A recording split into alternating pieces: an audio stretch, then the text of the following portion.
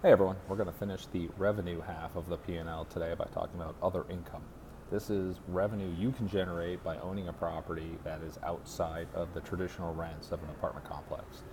As I see it, there are three main sources of other income.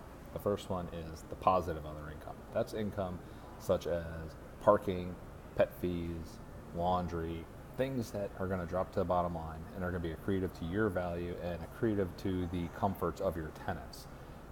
These are great. I always like to see them on a P&L.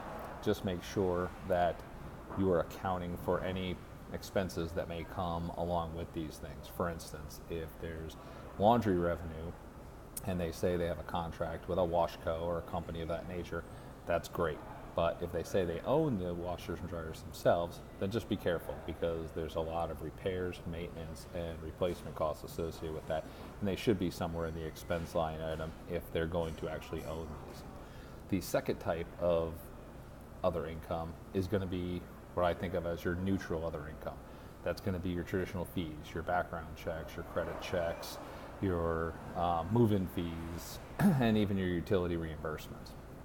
These shouldn't have a meaningful impact on the value.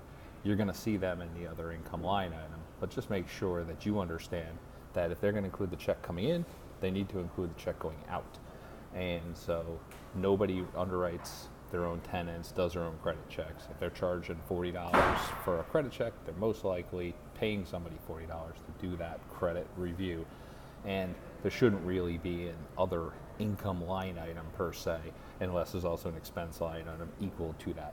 There may be a little skim, $5, $10 here and there, and that's great, but it's not going to move the needle on value. So if you see those line items in the other income, just make sure it's being accounted for somewhere. The third type of other income is going to be what I consider your negative other income. That's going to be things like surrendered security deposits, late fees, bounce check fees. People may put them in the other income line item. I've seen them in the other income line items, but at the end of the day, there's a meaningful expense associated with that. You're going to have higher turnover rates, higher lease-up costs, higher repairs for those turnovers that better show up in the expense line item.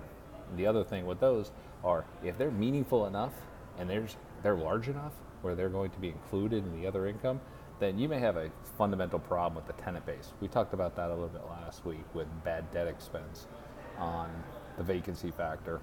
So just be cautious of that. Just because it shows up as an income line item doesn't mean it's necessarily good for you. At the end of the day, other income is going to be in your P&Ls. It's an additional resource, additional source of revenue you can achieve by owning a property. But just make sure you're properly underwriting it and not overinflating your value. Two ways that I'd caution you to pay attention to these that I've seen is number one, make sure that somebody is properly accounting for this other income. I see a lot of other income where they put that line item below the vacancy factor. It's not uncommon to see, but in my personal opinion, if you have a 50% occupied property, you have 50% of the people using the laundry. You've got 50% of the people paying the fees.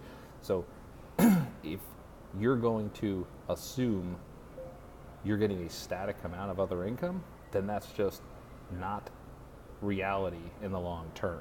So I would highly recommend taking whatever vacancy factor you're using and applying that to the other income that you're seeing in the pro forma. There are a few exceptions like utility reimbursements, things like that, that may be factored in the expense line item, but we'll get to that in a few weeks. The other thing I would caution is I see people taking the rent growth percentages of 4 to 5% and applying it to other income.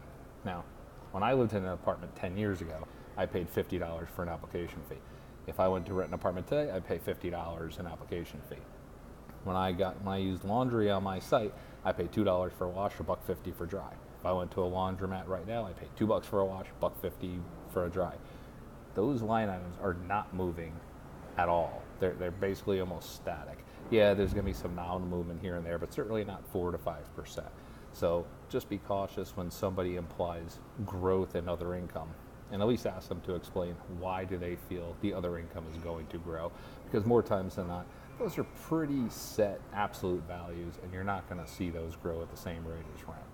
So just be careful when you're looking at other income. It's a great source of additional revenue. It's a great source of additional amenities to your tenants if you can offer laundry and pets and resort type fees.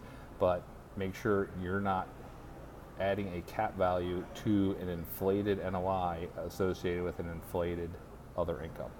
Keep an eye out for the blog. There's going to be a lot more information, and I will talk to you soon.